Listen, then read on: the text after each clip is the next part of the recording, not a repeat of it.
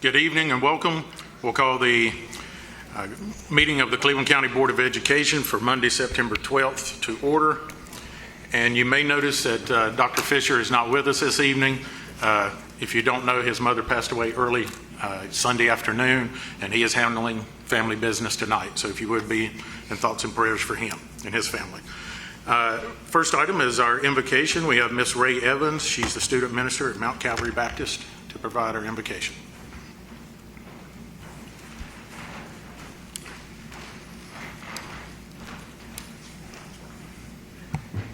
Thank you, board members. Let us pray. Dear Heavenly Father, we just want to thank you for this day. We thank you for our life, our health, and our strength, God. And we thank you for this school board. We thank you for all the members, all the students, administrators, God. We pray that you will bless this meeting tonight and bless our school district. In Jesus' name I pray, amen. Amen. Thank you. Thank you. Next, our Pledge of Allegiance. Mr. Hunt.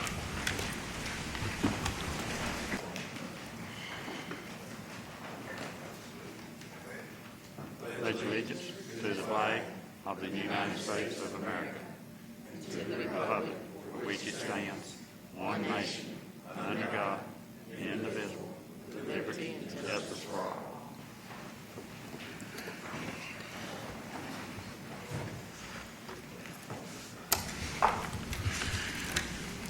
Next, we were going to have special recognition with the Cleveland County Sheriff's Office, and due to a scheduling conflict, that's going to be rescheduled until next month. We'd like to recognize any guests that we may have. Do we have any principals or assistant principals? I've seen any.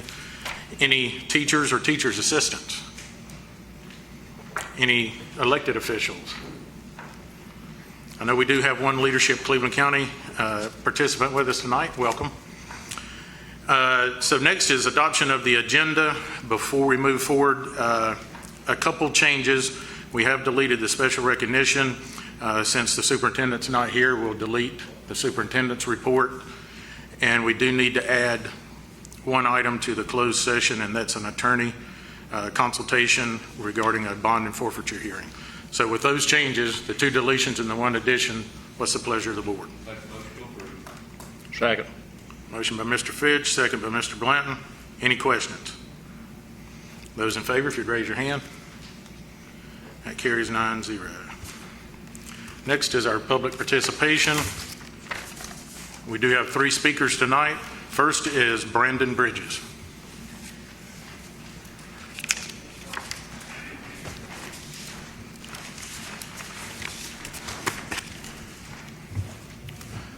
Good evening, school board, and thank you again for having me to hear me on public participation.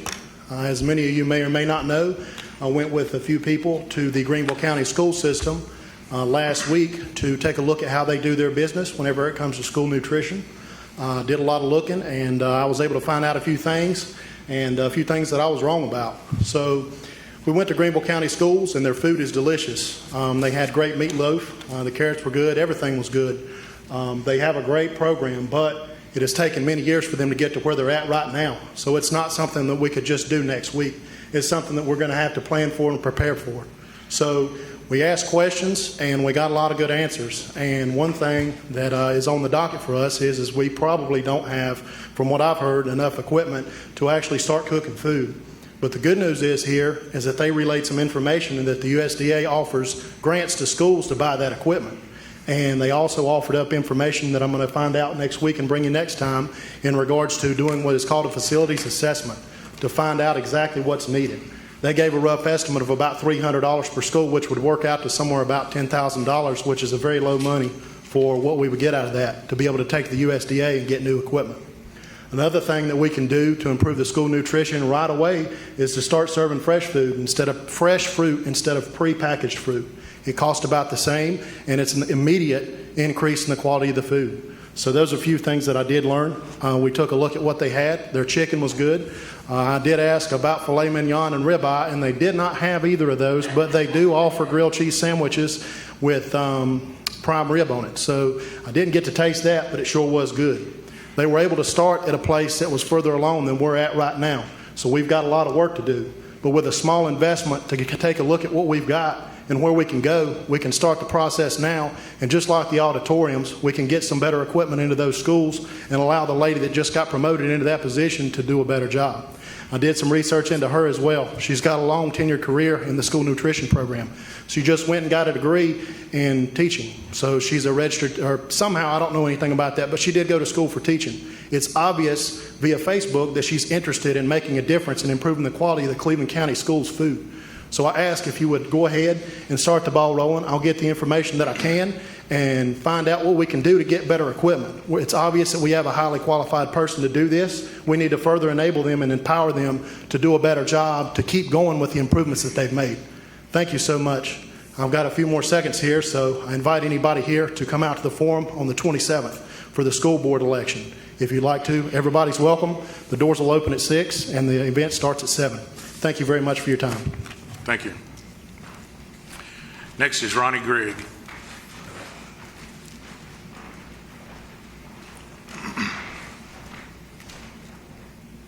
Good evening. I'm not going to take up much of your time, but we did go down to Greenville.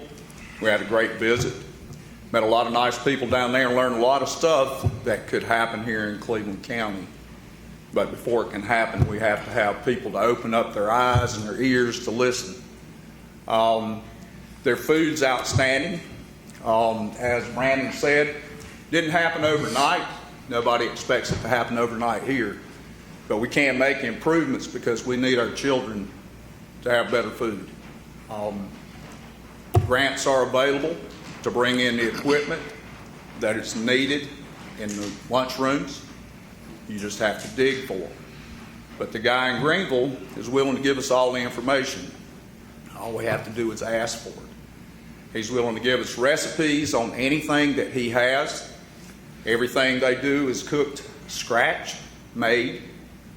And several of the principals were there, and they did talk to the students, and I listened to the students, and it amazed me at how many of those kids would rather eat at school than to go home and eat. So that tells me the food is really good. I hate you guys missed out, but we do plan on making a couple more trips down there to get more information. You guys are welcome to go. You'll find out a lot of good information down there, and I think it'd be a lot helpful to us here. Thank you.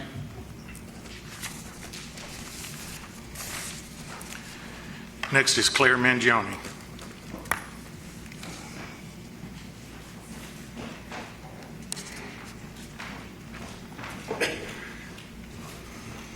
Hey, whenever I approach this podium, I always do it in a hopeful manner. I'm hopeful that we can find reasonable solutions to our reasonable concerns. And so far, I have not been unhappy. I think some things have been forgotten, though, and I speak tonight on behalf of some of your Shelby Zone constituents that we're still really concerned about this school consolidation and how it's happened and what's happening to the Graham buildings and the Marion buildings. For any teachers or administrators or staff who might be hearing this or watch this, I am just continually in awe of what they do and how quickly they mobilized to make this work and have phenomenal solutions to a less than ideal decision. Those buildings are still sitting there, and we have asked for a little bit more communication about that. And we just haven't heard a lot, and so we are hoping that there's some way that maybe we can be connected to somebody at Central Services. We know that you all serve a huge county with lots of schools and lots of people, and you have jobs and you have families. You can't talk to all of us who are upset about this and have ideas, but maybe the board can somehow connect us with somebody who has time to talk to us about that. We just want those buildings used wisely. We want the Shelby Zone to be represented fairly and our kids to just get the best that Cleveland County Schools has to offer. Right now, the Graham gutters have 2-foot-tall plants growing in almost every single gutter. I walk those grounds. And we just hope that those buildings are maintained and that we don't just lose them. And I guess that's all I have to say. Thank you. Thank you.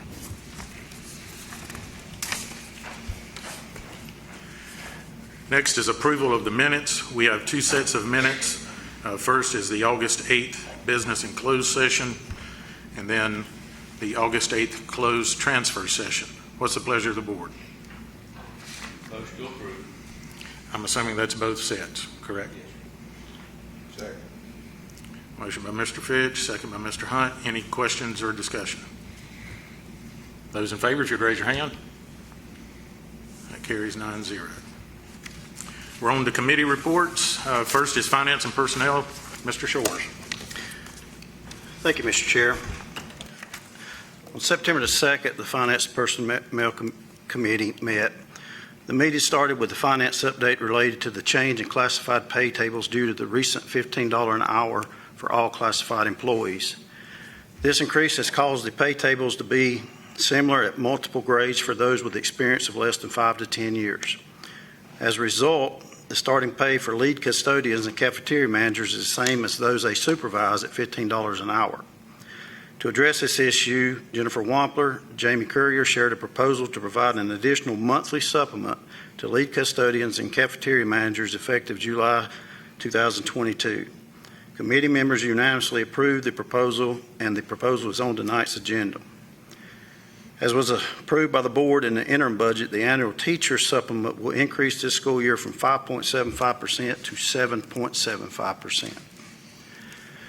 The increased cost this year for the child's nutrition department was discussed. Specifically, Rob McDaniel reported that it will cost the child nutrition department $1 million more this year in salary due to the minimum salary being raised to $15 an hour. This increase, coupled with the rising cost of food, which is up conservatively 70%, means that increased revenue must be generated. To help in this effort, Ms. Courier reported that the child nutrition has expanded the variety of a la carte items offered at each school, and they are now selling a la carte items at every school. Mr. McDaniel, Ms. Courier will continue to monitor the budget. Dr. Wampler shared concerns that has risen this summer due to changes made by the General Assembly to principal pay. However, on Thursday, September the 1st, 2022, the State Board of Education voted to hold harmless any principal whose pay would be negatively impacted this school year.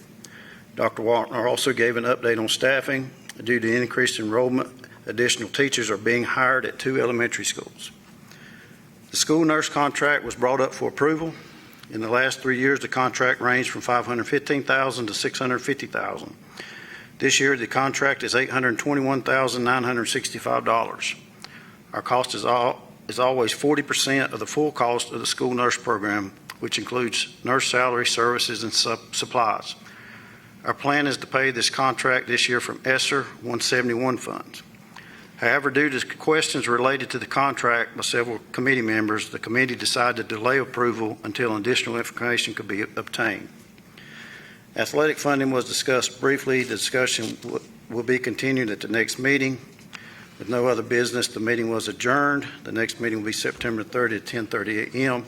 And Mr. Chairman, if I could, after this meeting, I went up and spoke with the ladies in the nutritional department because it really concerned me that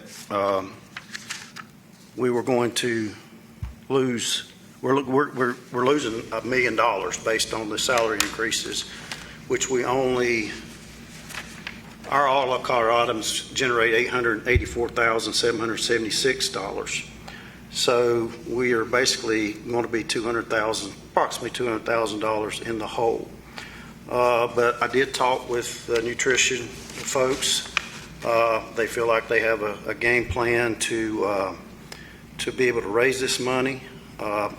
Some of you may know, some of you may not know, but it cost, with salaries and everything, it costs $4.34 per meal.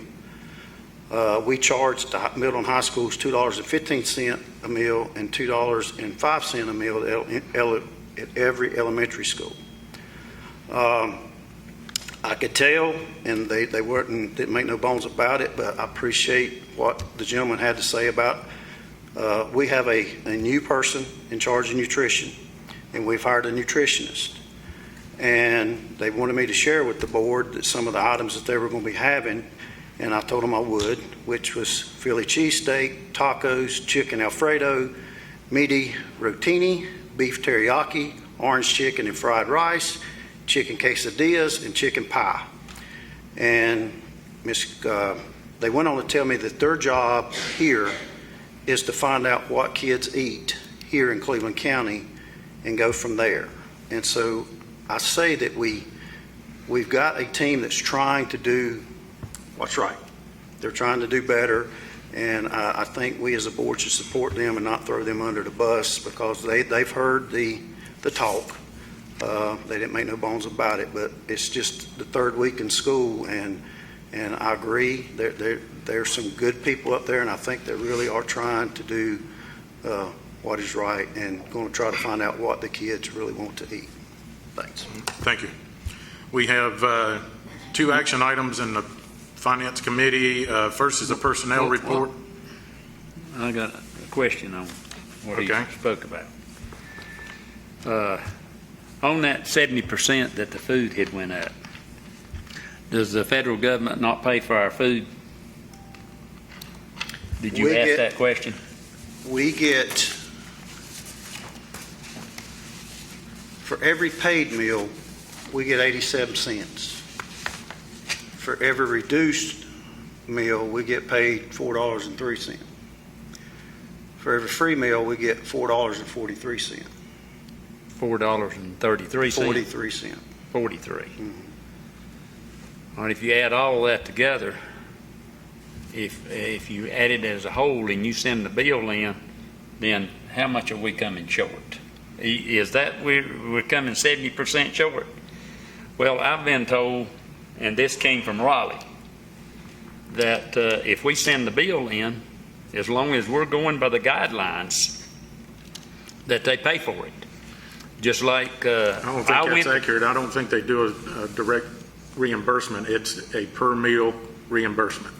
You don't get to just send a receipt in and get paid back. Is that correct? That is correct. That each meal, they punch it in when they come through. Right. And then, like I just gave you the numbers, if you pay, you get 87 cents. We get 87 cents back. If it's reduced, we get $4.03 back. If it's free, we get $4.43 back. Okay. Well, I went to Greenville, and I did not go as a board member. I went as Danny Blanton. And they had 3 vegetables, 3 meats, and 6 fruits that a child could choose from on that line. And, you know, when you got grapes, bananas, apples, watermelon, cantaloupe, they're going to be a fruit to eat. Well, if you've got a fruit and that child picks that fruit up, by what I was told, that's the reason maybe our nutrition ought to call down there and check out the guidelines to see that they was putting a more variety there, that so there was something there for every child. Some child is not going to eat one thing, but they'll eat something else. And like I said, there was 3 meats, 3 vegetables, and it all met under the guideline. And I really took it for granted that the way they had it set up, that they got paid for each one of them children that went through there, whether they was a person that got their meals paid for, or a child paid for their meals. So, and they said that they looked at the long run, they put all their numbers together and went that route. So, it's not going to cost anything for our people to check, and maybe it would make them better. And if they don't know what loop to go through. And if they, you know, nobody, just like the kids, we help them in the classroom. If somebody didn't help them, they wouldn't know. So I just feel that I'm not throwing off any of our cafeteria workers or anything like that. They're the greatest. But if we can improve, then make the phone call and see what it takes for us to improve. Thank you. And if I could just follow up with that, there has been some study. Greenville County is a $720 million budget. they make, on their a la carte items, they make $7,779,000 a year on their a la carte items. As I said earlier, we make $884,000, which now we're going to be $1 million short, so that's going to put us $200,000 in the hole. So if we can get to where we can make up that extra money, we don't have $7 million to buy extra to do with. If you got $7 million, you can buy extra. But also they had talked about up here when I met with the folks, is it's a supply chain issue as well has been part of the problem with getting stuff in here. But again, I go to say, let's give our folks a chance instead of putting all this negativity out here that we're 3 weeks into school and we're basically wanting to throw the people under the bus right now, which I don't. And I'm all about it, but you got to compare apples to apples. And when you got $7 million, you're making almost $8 million in a la carte items, and we're losing $200,000. That's a big difference. So I think you need to compare apples to apples. Well, I asked a question that we had a $4 million budget here. Could we work on a operation like y'all are doing and go to different scale on the $4 million? And they said it's going to take time, but yes, you can. So, Well, before we get too much further in the weeds, Okay. we can refer this All right. back to Operations and Finance Committees for further discussion. We have our personnel report. Let's see what else on there. We got the substitutes list, two folks on the renewable contracts, and then our typical personnel report. What's the pleasure of the board? Move to approve. second. Motion by Mr. Humphries, second by Mr. Glover. Any questions? Those in favor, if you'd raise your hand. You need to recuse yourself? Okay. All right. All those in favor, if you raise your hand. That carries 8-0.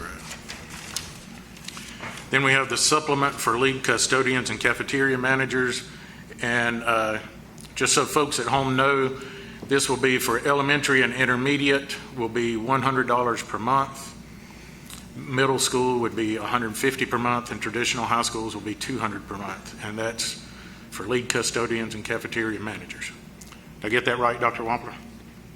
Yes, that's correct. Okay. All right. That does come for committee, recommended for approval. Any questions on that? I make a motion, we approve it. It's already been moved and Okay. seconded.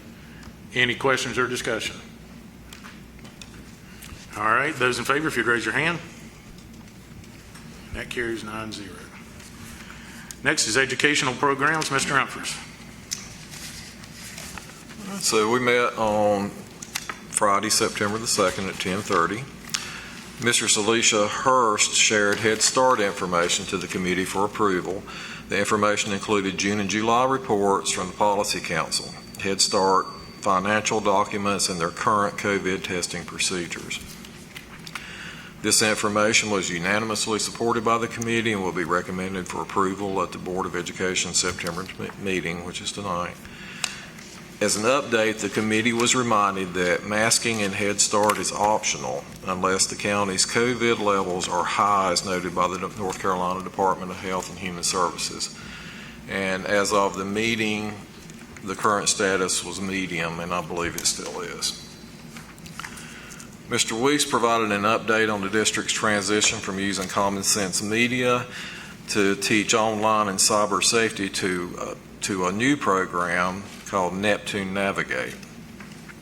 The content is accessible through ClassLink, and each school will submit a plan for when and how lessons will be taught throughout the year.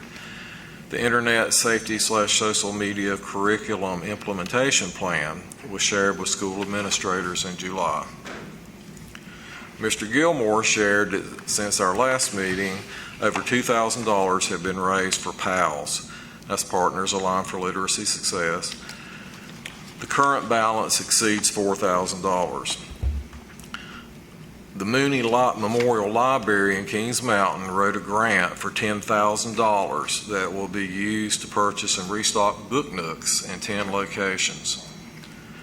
Mount Calvary's Community Life Center hosted a kickoff to Community Cove. This will be held 4 days a week from 3:30 to 6:30 and includes pre-K through 5th grade students. Upcoming PALS community presentations are scheduled for September.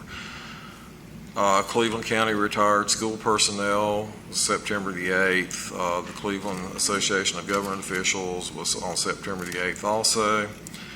And the Business Education Alliance will be September the 15th. In addition, parent engagement community conversations will be held in November for the Burns and Shelby zones.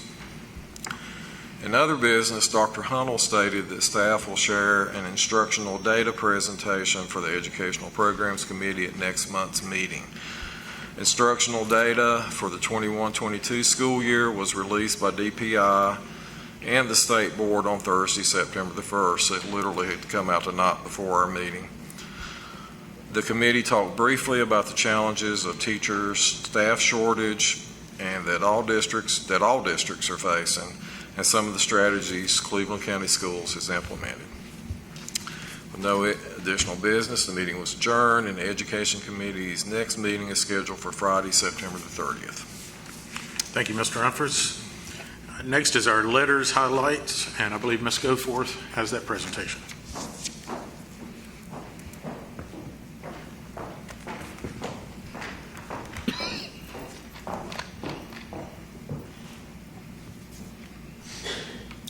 Chairman of the board members, thank you for giving me the opportunity to share some information with you about the staff development that our teachers are participating in this year, and for many of our teachers, an additional year. So the first question to ask is, what is LETRS? LETRS is a professional learning course that is being required by our Department of Public Instruction that's designed to provide an in-depth knowledge and tools for our teachers who provide our English language arts instruction. But more importantly, the purpose of the course is to equip our educators with research-based best practices for teaching reading to all of our students. So LETRS basically has three components. There is an online learning platform that the teachers will access on a weekly basis and do activities inside the platform. They also received print manuals that have activities in them. It has articles for reference and general information regarding the course. And then there are 4 professional learning sessions that are virtual this year, 1 each quarter, that are full-day 6-hour trainings. What should our teachers expect from this professional development? Well, through the LETRS course, participants will watch videos of exemplar teaching. They'll complete activities that reinforce and develop their concepts, and they will be asked to apply their learning in daily instruction with some of their students.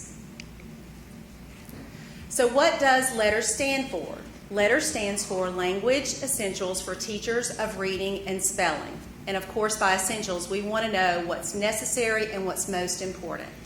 LETRS provides the what and the why for how effective literacy instruction should be delivered to our students.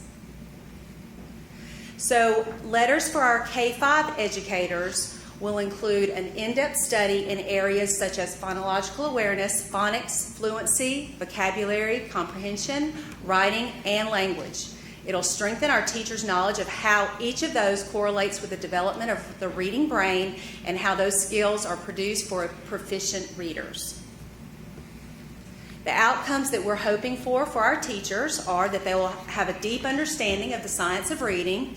They'll be converting the research that they're learning into their instructional practices. It will enhance their teacher effectiveness, and it will transform their instruction by them having a deeper understanding of the why behind the science of the evidence-based research that they're putting into practice. So LETRS for our K-5 teachers will occur over a 2-year cycle. In year 1, they will have 4 6-hour days of Volume 1 training, and in year 2, they will have 4 more 6-hour days of training. The training will also include 8 online units, which ends up being approximately 58 hours. They'll have related readings, which is approximately 26 hours, and they'll have time dedicated to applying those practices with the students in their classroom, and that will take approximately 25 hours. So we're aware that this is a very in-depth professional development experience for our teachers. Our pre-K teachers are also participating in LETRS, but their LETRS experience will look a little bit different. The LETRS training for our pre-K teachers is only a 1-year training instead of 2. They will also be participating in online modules just like our K-5 teachers, and the Office of Early Learning will be providing module and PLC support for our preschool teachers. They will learn to strengthen their knowledge in early literacy skills such as language development, phonology, semantics, morphology, syntax, prosody, and the developmental stages of phonological and phonemic awareness, which are the precursors to our K-5 teachers having access to those students for their literacy instruction. So letters for our pre-K teachers will include 2 virtual 6-hour training days, which is half of what the K-5 teachers will experience. Their training will also include 4 online units, which will be approximately 14 hours of related readings, 4 hours, and time dedicated to applying those learning skills in the classroom with their students, and that'll be approximately 5 hours. So our administrators also have to go through a letters training session for specifically our administrators. This will include 2 virtual 6-hour training sessions. Our principals have already participated in the first one, which was during our administrative retreat. Their second full day of training will occur in December. And our administrator training has 3 components as well.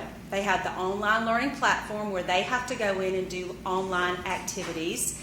They have a principal primer, which is basically their textbook for their course. And then they have the 2 professional learning sessions, one of which they've already completed. We know that this is asking a lot of our teachers and our administrators, and that the Department of Public Instruction wants our teachers to become stronger readers and teachers of literacy. So we want to make sure that we are incentivizing our teachers to the best of our ability. So our K-5 teachers are going to get a bonus upon completion of these units. For year 1, they will complete 4 units, so they'll get a $150 completion bonus for every unit. So if they do the coursework as expected, at the end of year 1, our K-5 teachers will have received a $600 bonus. Our pre-K teachers at the year 1 end will have also received a $600 bonus. We're also providing pacing guides and implementation support. We're providing PLC support for our administrators and our curriculum coordinators. And you guys and our district leadership have graciously allowed us to provide funding for them to have snacks and lunch on the days that they're having their professional development training days. And that's it in a nutshell. Do you have any questions? Any questions for Ms. Goforth? No questions, sounds like a comment. Yes. So for everybody to make sure everybody understands, this is college level classes. Our teachers are being expected to do their job and complete college classes at the same time. So that's the reason for the bonuses, that's the reason for the snack money, and we owe them all our appreciation. This is hard work. These are tough classes. This is not your traditional, I'm here from Raleigh, I've got a little something I'm going to teach you today. This is the real deal. And for some of them, it's a different way of, they've got to change their paradigm for the way they teach. So anyway, so I appreciate all those teachers. I appreciate you guys for putting this all together. I know it's been a lot of work for everybody. Just one quick question. Is time allowed during the day to take the coursework, or do they have to do that in the evenings? Our principals are working really hard to do very creative things with schedules to allow them PLC time during the day as much as they possibly can. Every school schedule has different restraints, and so our principals are having to be very creative, but they're doing their absolute best to support their teachers, just like we're doing our absolute best to support each of the schools. One thing, Chairman Queen, we talked about it this morning at James Love. This program is just not a Cleveland County program. Our state superintendent's the one that made this happen throughout the state, and I think she's pretty much bragging about it, but it is, like y'all said, it is a lot that is going on these teachers at this time. The bonus of $600, that's nice, but I mean, there's been a lot more time than $600 worth of time to do that. And so, we are really, or the state is really putting a burden on these teachers. Quick question. So, we've started our staff and our teachers on this program now. So if we have a new teacher that comes in the middle of the year, they're going to they're just going to pick up where at the start and then, or they got to catch up, or how are they going to do that? That would be a huge burden on that teacher to have to do that. So they will just start in another cohort next year. We will have to start a brand new cohort with beginning teachers every year anyway to keep this momentum going. So if they were to come in the middle of the year, we would put them into next year's cohort. We would not throw that additional burden on them of having to play catch up. Yeah, I was thinking about that. So for a college student that wants to get an education, is the universities or college going to teach this at their college so that they will be more ready for coming into I think that's the end game down the road, but it's not in place in all of our colleges and universities. It looks like that would be a course on its own so that they don't have more on them at this time. Yeah. That would make too much sense, I guess.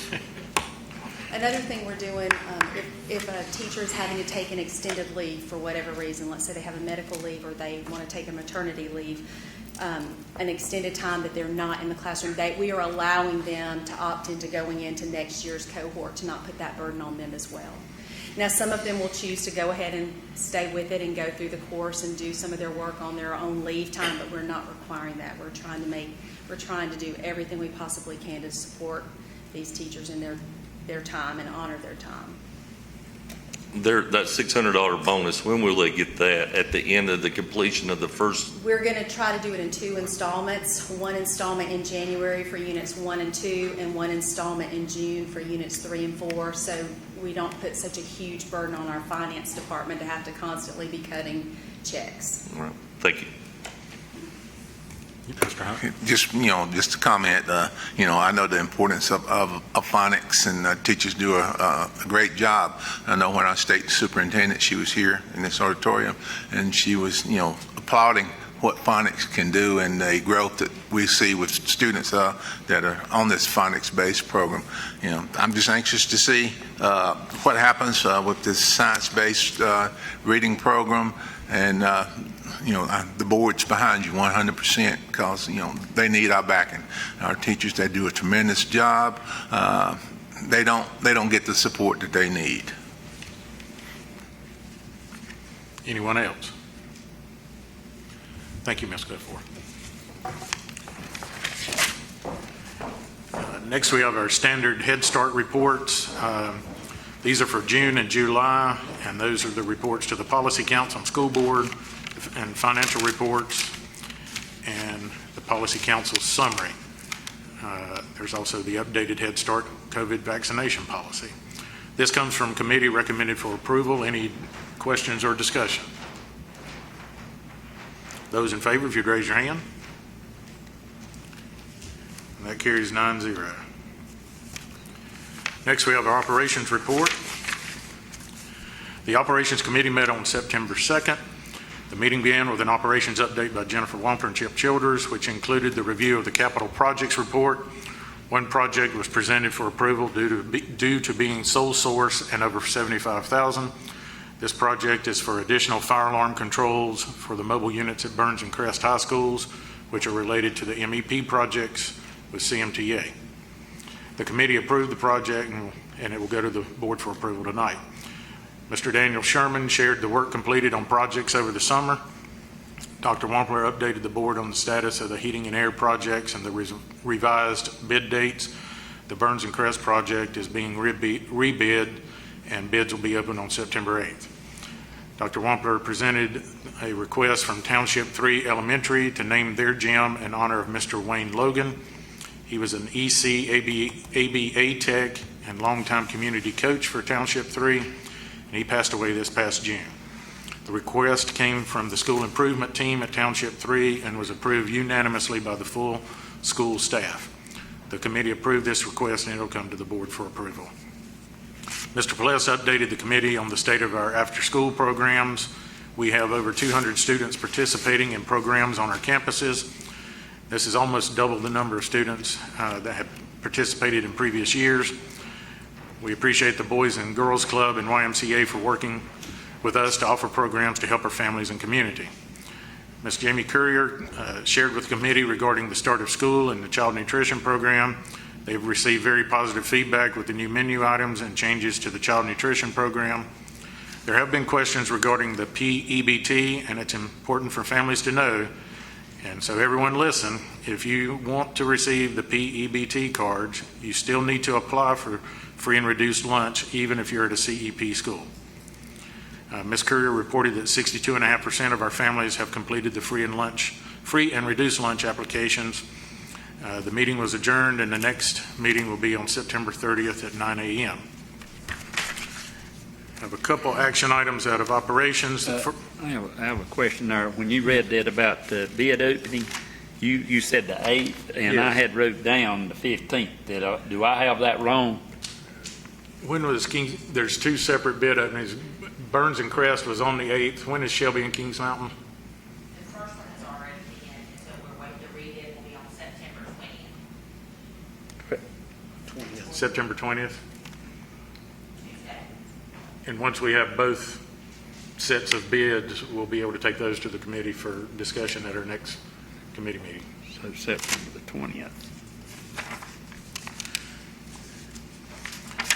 So the first item is naming of the Township 3 Gymnasium.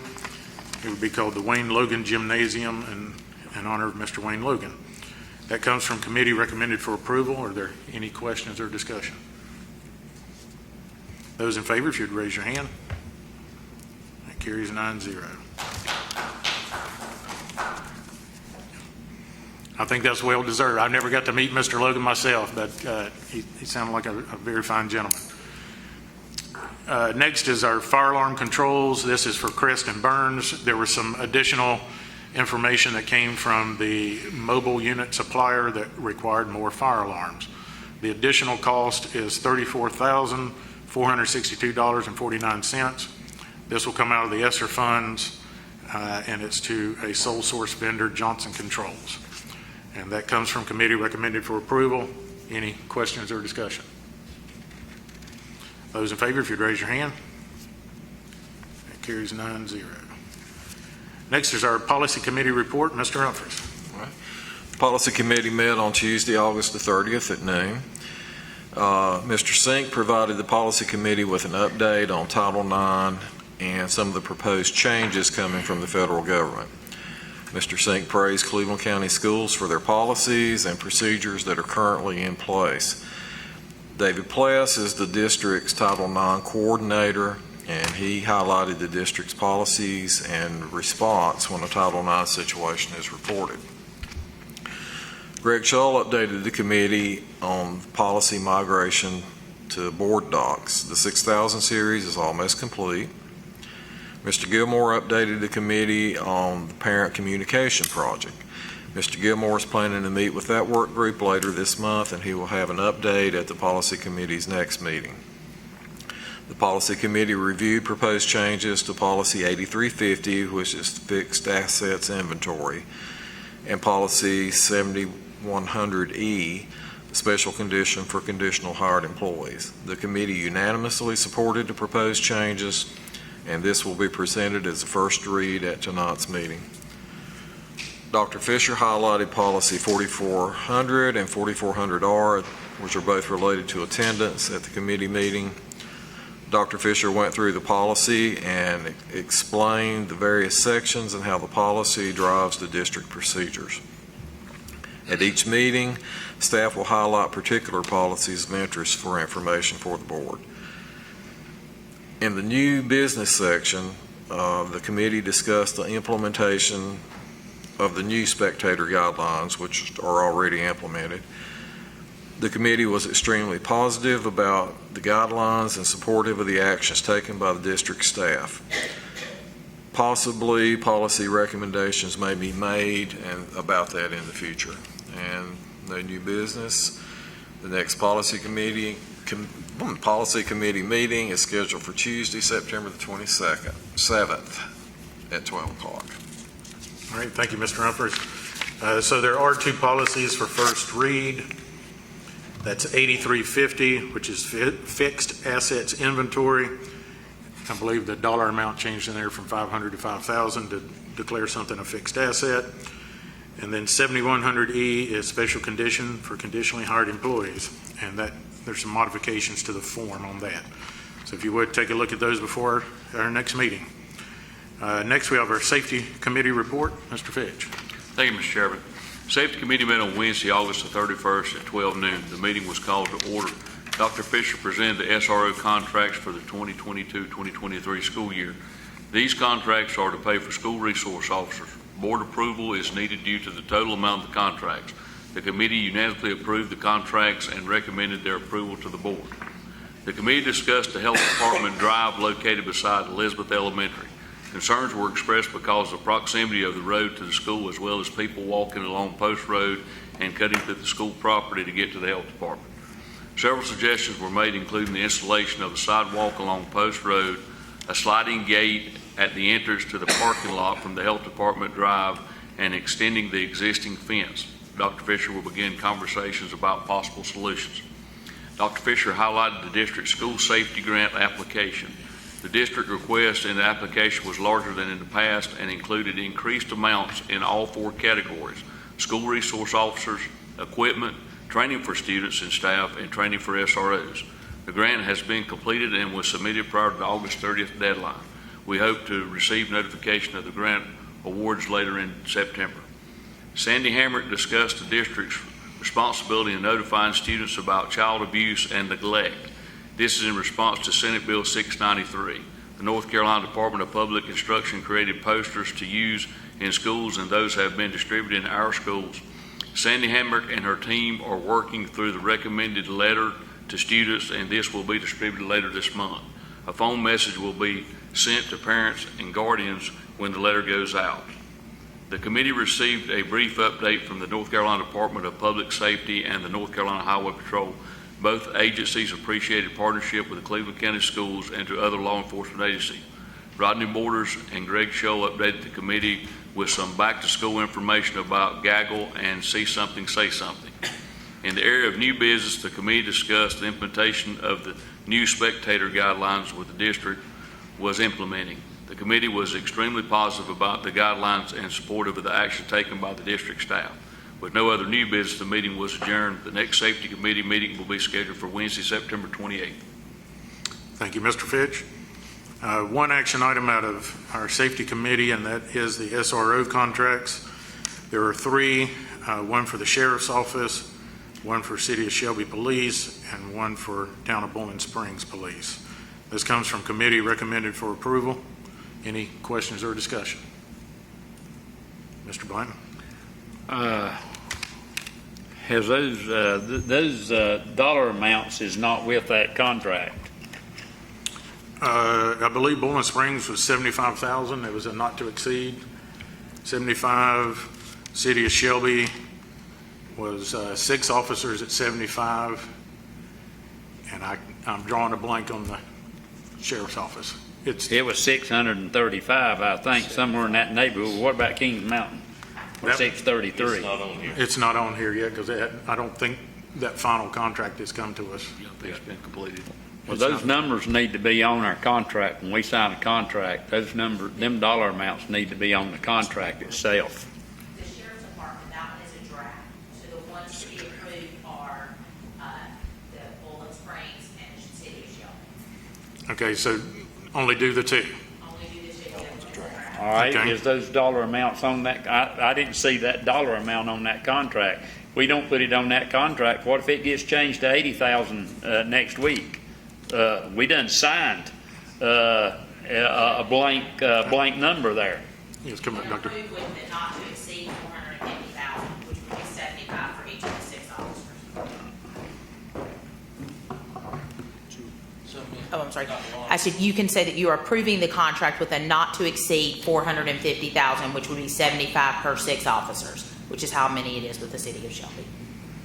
Not to exceed 450,000 and 6 officers, but I don't know that we've got an officer in every school, but if we don't, I'm looking to make sure that we got officers in every school, not just one sheriff. If we're going to speak about the number of officers in the school, we need to go to closed session. Right, and that's you are true. correct. That is correct. I understand that. I don't know that, but them dollar amounts, we need that for what it's covering on that contract. That, as I understand, that's how it's coming from committee, is that there's 6 officers for City of Shelby, 1 officer in Bowling Springs. All of those are at 70, estimated, if you will, at 75. It's a not to exceed. So with a positive vote, we would be approving up to 450 for Shelby and up to 75 for Bowling Springs. Is that correct, Mr. Fitch? Okay. Dr. Wampler, you did mention that we are approving City of Shelby and Bowling Springs, but the contract for City of Shelby is listed as a draft. No, that was the sheriff's office. The sheriff's office. No, the one I'm looking on is, the copy that's attached is Cleveland County, is City of Shelby, and it's got draft on it as well. It is the final copy of it, is my understanding. For My- City of Shelby. I've seen the same thing you're saying. It says draft. It's on board doc, so whatever we're looking at is draft. Which is fine. If this is final copy, then it just needs to be changed. I'm fine with that. Right. That is the final copy on City of Shelby and Bowling Springs. Okay. Any other questions or comments? All right, just to reiterate, we've taken the sheriff's office contract off because it is still in draft form. But the City of Shelby and Town of Bowling Springs will be voting on those 2. All right, those in favor, if you'd raise your hand. And that carries 9-0. There's no superintendent's update as stated before, so we'll move to board member comments. Mr. Fitch, I'll let you go first. Mr. Hunt. Mr. Glover. Just- you did? I thought you said no. While to lean up. Okay, Hey, you know, that's all right. you know, I'm just impressed with the way the school year has gotten off. You know, it's a busy time for a lot of the schools, especially the high schools, the construction going on. But to me, that's a positive thing. The dirt being moved, football games that are happening, and the staff at all of those schools making accommodations, and I think they're doing an outstanding job. Had the opportunity to visit Jefferson Elementary today, and they got some good stuff going on over there. They added the 5th grade this year, and I had the opportunity to talk with the principal just to see how things were going. She has 4 classrooms of 5th grade, and they're all doing fine. Teachers are working hard. There's no overcrowding. They utilize the hallways sometimes for pull-out, one-on-one, something that they've been doing for years, not just when they added 5th grade. They're continuing to practice that's kept them in a high standing academically, and the teachers are continuing to do that. But, I didn't see any evidence of any overcrowding. When I asked her, she says, no, we're not overcrowded. I think the 5th grade numbers are 21 in each classroom, and I think the state mandate on that is 26. So she's under the class size for 5th grade. So I just think they're doing an outstanding job, and I'm looking forward to visits to other schools to see what they're doing. I know they're doing some outstanding jobs in all of our schools. Mr. Glover. I'd just like to piggyback off of what Mr. Hunt said. I had the pleasure with a couple other board members to go to James Love today. It is so great to get back into the schools, and I think the teachers and the staff was excited about to see us so that they could show off the work that they're doing at the school. I'm really pleased at the direction Cleveland County Schools going this year. If you ever get a chance, James Love has the most SEL students in the county, in the SEL classrooms. Not to take away from any other teachers, but those teachers that are in those classrooms are remarkable, and they do an outstanding job. So I just wanted to give them a shout out for all the work that they do. Nobody missed a beat when we were walking in. They kept on, and the students were on task and doing what they want, what they're doing. One thing about, I hate to bring back up the child nutrition, but it seems like that's always a hot item a lot of people are talking about. And I know somebody said that those students down in Greenville, that their best meal that they have is better than the one that they get at home. We got a lot of students in Cleveland County. Their best meal is the meal that they have at Cleveland County schools.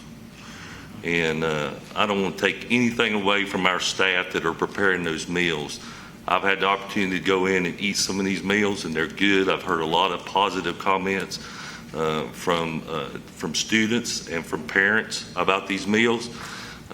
It is a difficult task. I would not want to be in that department of nutrition to do that, because in my household, we don't even know what we're going to eat day by day. It's hard to plan that. I can't imagine planning 180 days of what they're going to eat.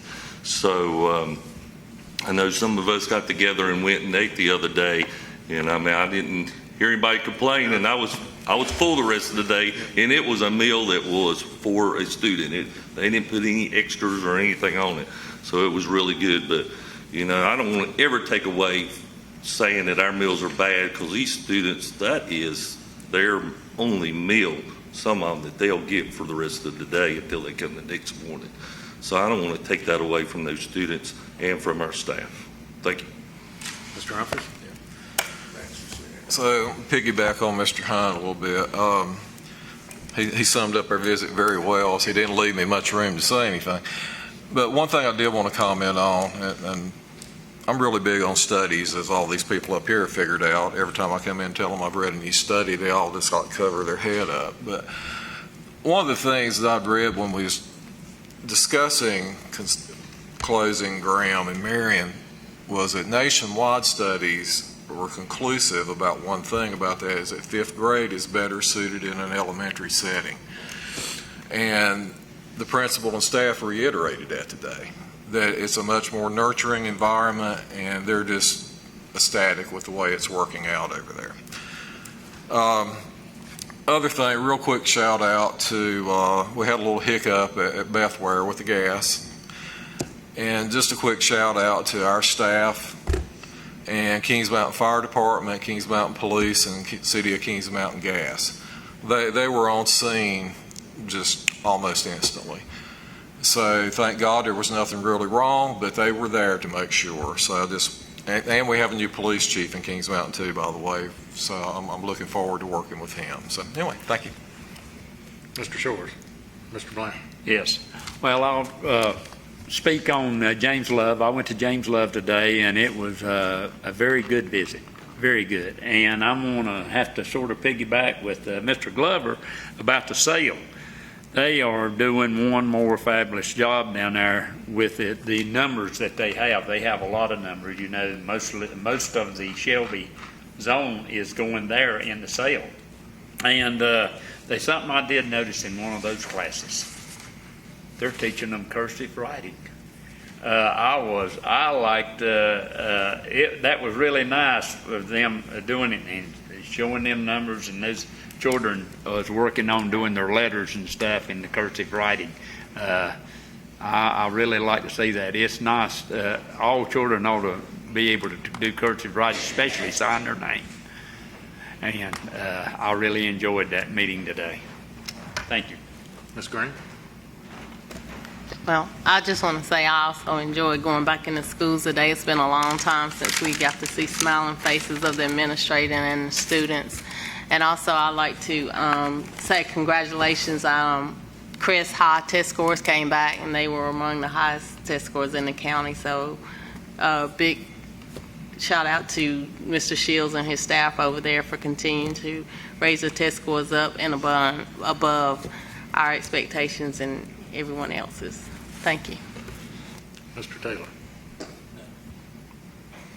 Well, I got two things. I lost a bet last year and had to wear a Shelby Golden Lions shirt, so I felt it only appropriate I get to wear a Crest shirt this year and pick on Mr. Taylor just a little bit. I couldn't sucker him into a second-year bet, but anyway, and that's really a compliment to all four of our high schools. we are so spoiled in Cleveland County with the football teams we have and the other athletics that you can flip a coin and go to any one of 4 high schools and get an outstanding football game. So to the football players and their coaches, and to the cheerleaders and their coaches, and the band members and their directors, and the chain gang crew and the grounds crew and the announcers and the concession stand workers, we appreciate you putting on Friday Night Lights, and Cleveland County football is fun.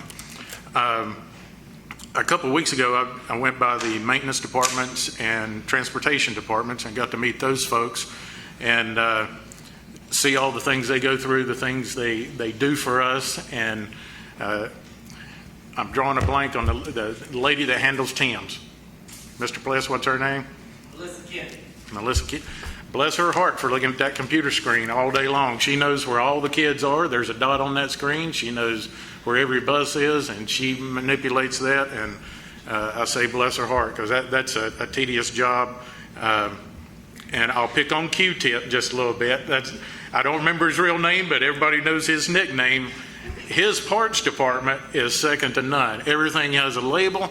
It's in its place, and don't you dare touch something without writing on a piece of paper that you got it out of Q-Tip's shop.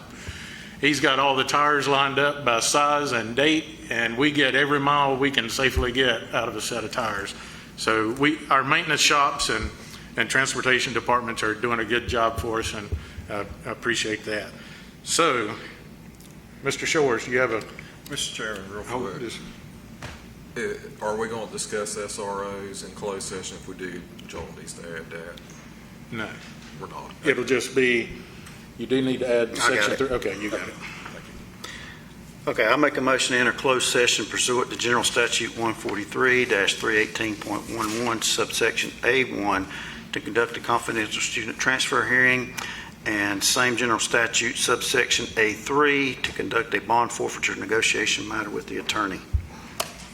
Is there a second? Second. Motion by Mr. Shores, second by Mr. Fitch. Any questions? Those in favor, if you'd raise your hand. That carries 9-0. All righty, we'll be adjourned to the